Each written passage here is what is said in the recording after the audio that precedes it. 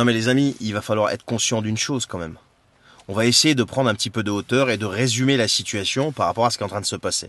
On va prendre un petit peu de recul, voir un petit peu tout ce qui se passe et dans quelle direction on va. Et là, dans cette vidéo, l'objectif, c'est de s'en tenir uniquement aux faits. Alors aujourd'hui, qu'est-ce qui se passe? On a un mec qui lui était un comique, et qui est toujours un comique d'ailleurs, qui jouait du piano avec sa tub pour amuser la galerie. Et qui vient aujourd'hui nous expliquer, à nous Européens et plus précisément Français, comment faire la guerre. Et qu'est-ce qu'on risque si on ne bouge pas face à l'ours russe.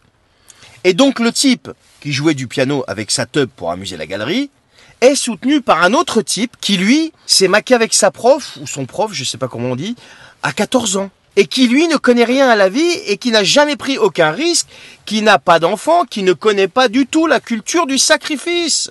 Et ce type vient faire voter des lois, ou imposer plutôt des lois, qui nous obligeront, nous, qui n'avons rien demandé à personne, à éventuellement aller nous battre pour justement le type qui jouait du piano avec sa tub pour amuser la galerie.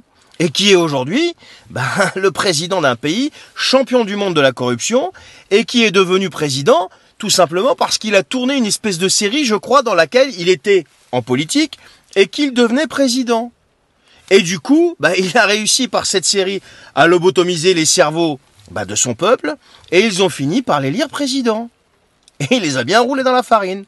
Et du coup, quand ce type est devenu président, il a continué à chatouiller un autre type encore, qui lui, contrairement à eux, a des antécédents et de l'expérience dans des domaines qui dépassent, d'une part, le type qui jouait du piano avec sa tub pour amuser la galerie, et le type qui s'est maqué avec sa prof ou son prof à 14 ans. Tu comprends? Mais c'est pas tout. Avant eux, il y a eu un gros cochon de lait français avec une truie allemande qui se sont aussi moqués du type de Moscou qui lui grimpe sur des ours, en lui faisant signer des accords dont l'objectif n'était pas du tout de les respecter.